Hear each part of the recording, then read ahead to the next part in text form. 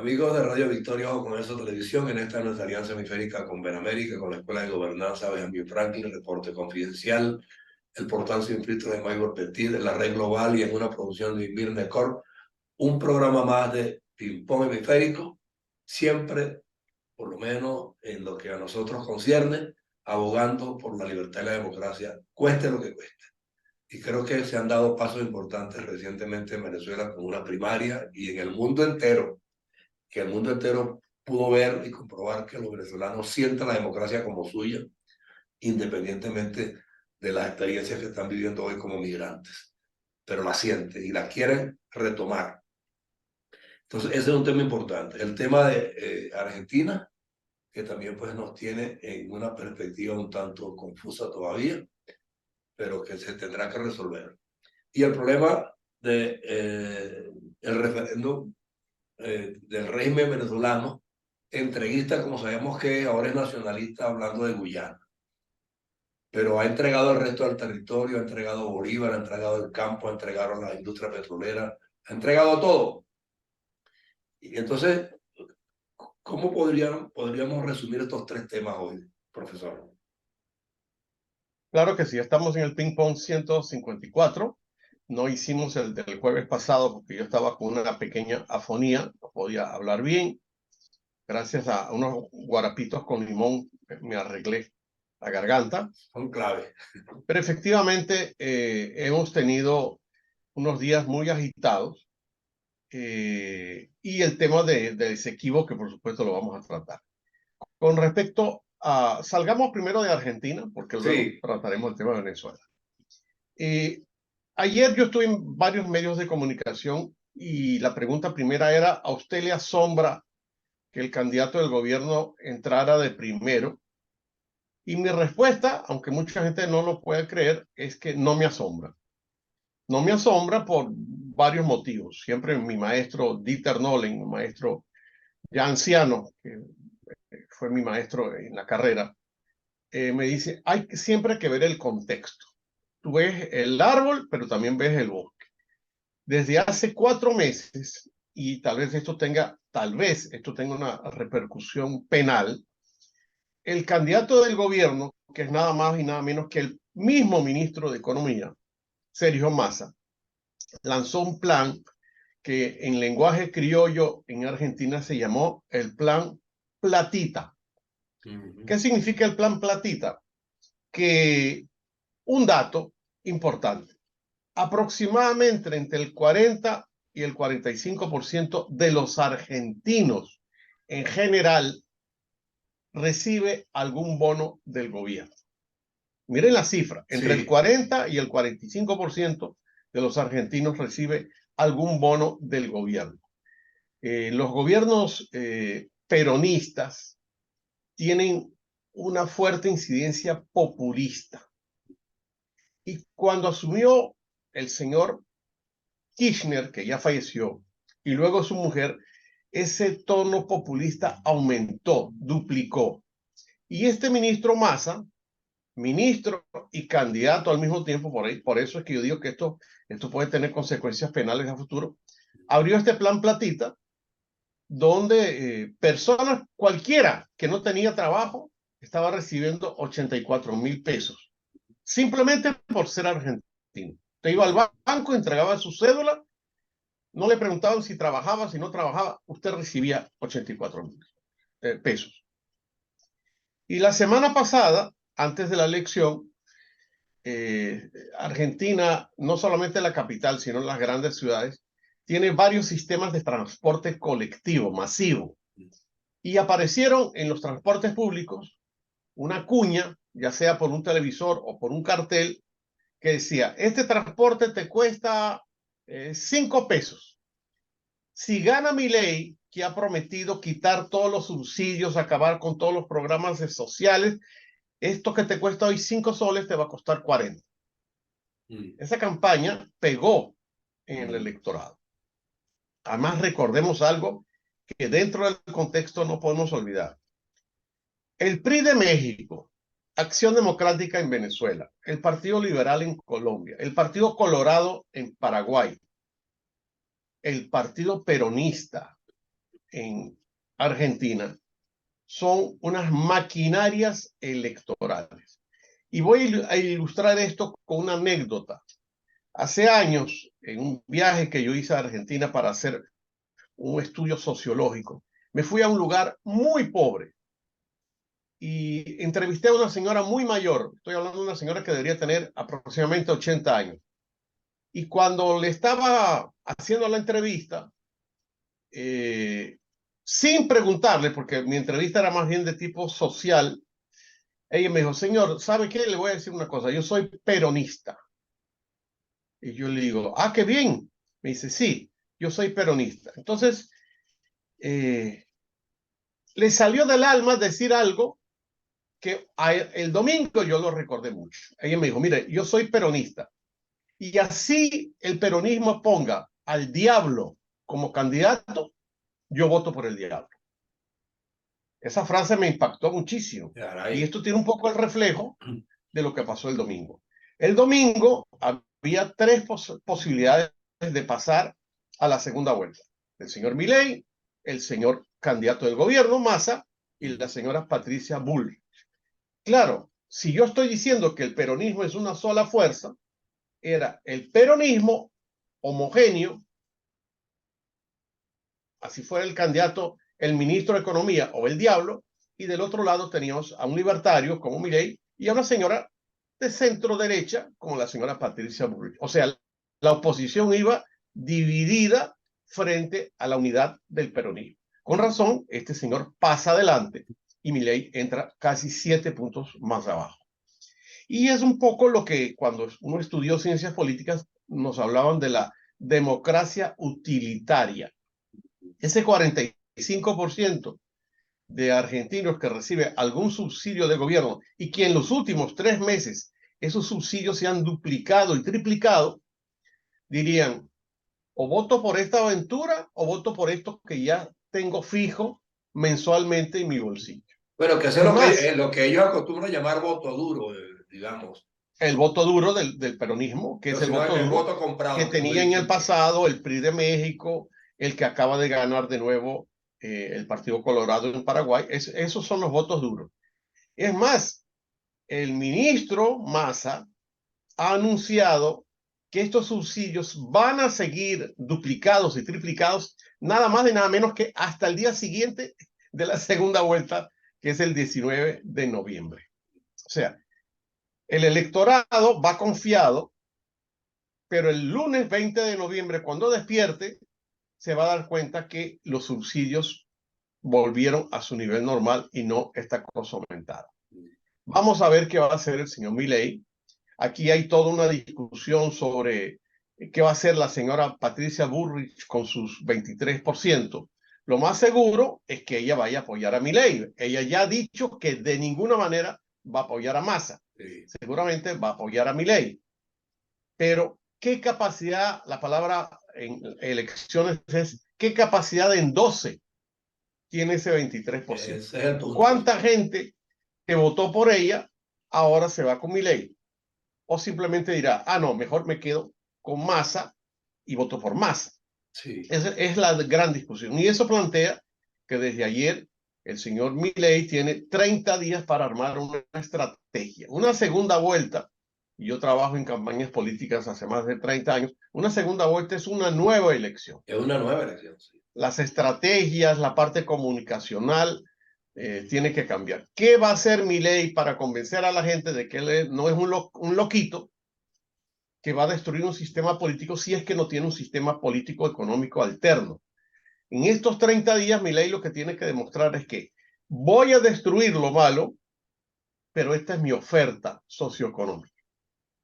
Si lo consigue, gana las elecciones. Si no, el peronismo seguirá gobernando a través de Sergio Massa, que por cierto, el día final en su discurso, antes del silencio electoral que se hace 48 horas antes de una elección, dijo, yo no soy el candidato del gobierno, siendo él el ministro de Economía, dijo, yo no soy el candidato del gobierno, yo soy Sergio Massa, que ustedes pueden apoyar.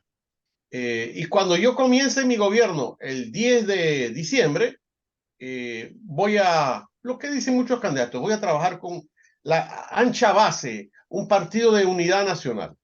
Bueno, uno sabe que en campaña prometen muchas Claro, cosas sí, al final. La economía argentina está destruida. destruida. Destruida no solamente por la alta inflación que tiene, donde el ministro de Economía tiene mucha culpa, sino porque el populismo no ha resuelto los graves problemas que tiene el peronismo y Argentina. Pero como dice esta señora, ella votaría hasta por el diablo. Y el partido peronista es un gran partido todavía en Argentina. Vamos a ver cuáles son las estrategias de campaña, las vamos a estar comentando por acá los días martes y los días jueves. Seguro.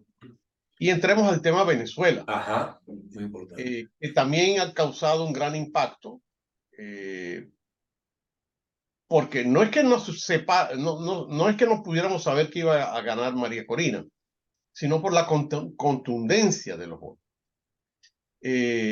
La comisión de primarias ha dado boletines, pero no ha dado el boletín final. Yo me imagino que cuando dé el boletín final, los demás candidatos van a felicitar y apoyar a María Corina, menos Acción Democrática, que ha sentado una posición distinta, a pesar que Henry Ramos Ayub sí está apoyando definitivamente a la persona que ganó. Vamos a ver qué pasa ahí. Sí. Pero las elecciones se dieron a pesar y en contra de todo lo que hizo el régimen de Maduro para que no se dieran las elecciones. Querían que el Consejo Nacional Electoral las pasara para noviembre, no se cayó en esa trampa, y las elecciones se dieron acá en el Perú, entre unos 6 centros de votación grandes. Por cierto, lo voy a mencionar con todas sus letras porque es bueno que se sepa. Claro. El partido aprista peruano, que es la Acción Democrática en el Perú, fue el partido que abrió sus sedes, tanto nacionales como regionales, para que la gente acudiera a votar, y acudimos masivamente a votar. Un proceso lindo, mucha solidaridad, mucha hermandad, ningún incidente se dio en las mesas. Excelente. El proceso abrió a buena hora, más o menos a las 10 de la mañana ya estaban las mesas abiertas, y se votó hasta las 4 de la tarde, masivamente por María Corina, como era de imaginar. La gente no llevó fotos de la candidata, llevó su bandera. La mayoría de la gente que Sí, votó eso fue lo que estaban observé. con su bandera, Sí. abrazados con su bandera, cosa que me emocionó muchísimo. Sí, Y querían hablar como pueblo, no como militantes de. así es, así es. Y por supuesto, los medios de comunicación ayer nos entrevistaron para ver cómo era este fenómeno, ¿no? Y claro, el fenómeno tiene que ver con una situación muy interesante, que es, la llaman la Margaret Thatcher de Venezuela. Y recordaron ese febrero del 2011, donde después de ese mensaje de 8 horas que dio Chávez a la nación, ella tomó la palabra y lo llamó mentiroso. Y le dijo que era mentiroso porque las expropiaciones no eran otra cosa que un robo. Un robo. Nadie se había atrevido a decirle a Chávez eso. Entonces, recordemos que luego Nancy Asensio, en mayo del 2013, le mete un trancazo a María Corina en una trifulca que se arma ahí. Y yo recordé ayer en televisión estos datos para que la gente se acordara que si alguien no ha bajado la cabeza, es María Corina. Ella no se ha reunido con ellos, ella no se ha bajado la guardia en cuanto a enfrentar al régimen, y eso fue lo que le dio el triunfo ayer. La gente lo que quiere es una candidata así. Exacto. Usted hacía referencia a esa reunión de Barbados. En esa reunión de Barbados se llegaron a algunos acuerdos, a pesar que el gobierno americano no estaba presente en la reunión, y como sabemos, al día siguiente se bajaron las sanciones económicas y por parte del gobierno se empezaron a liberar presos políticos. Pero si el gobierno va a mantener la inhabilitación por 15 años de María Corina, me imagino que Estados Unidos va a tener que volver a colocar las sanciones. Seguro. Y es lógico con sus ideas. Y me preocupa el asunto de los presos políticos. Ayer hubo un chat con uno de ellos que le dieron libertad plena, el más mediático de todos, Sí, Ron Carreño. Roland Carreño. Y yo le dije a Roland, a quien conozco hace muchos años, le dije, hermano, usted, si quiere no volver a la cárcel, agarre un avión y váyase del país. Y él me dijo, pero ¿cómo me voy a ir en esta situación? Y le dije, porque si esta situación se vuelve a tensar, el gobierno te va a volver a meter preso, Sí, porque esa es su forma de negociar, sí, el chantaje. No hay chantaje. otra palabra que el chantaje. Yo creo que la presión del pueblo va a hacer que el gobierno tome alguna medida. Ya vimos en la semana pasada a un Diosdado Cabello muy nervioso. Todos los días hablaba de María Corina. Y ayer nos dimos con la sorpresa que el presidente de la República y la primera dama Sí, que la se sacó del dieron. escaparate porque hacía años que no hablaba, la señora. Así es. Sí, Yo a veces pienso que la señora Cilia ni siquiera sabía hablar. sí, Pero ayer se dieron el lujo de tener una rueda de prensa, una conferencia, donde no hablaron de otro tema. sí, no hablaron El de otro tema era tema. María Corina Claro. y que nadie fue a votar, Les mortifica, les que mortifica, les mortifica. algo les está picando. Claro, No voy a decir dónde, pero algo les claro, está picando. señor. Y la presión pública, María Corina va a tener que ver qué hace con ella. Volveremos, pregunto yo, a ver las grandes marchas multitudinarias. ¿El gobierno soportará eso? ¿Las va a reprimir? ¿Cómo queda el gobierno ante el mundo después de decir que los acuerdos de Barbados es que van a haber elecciones justas, libres y transparentes?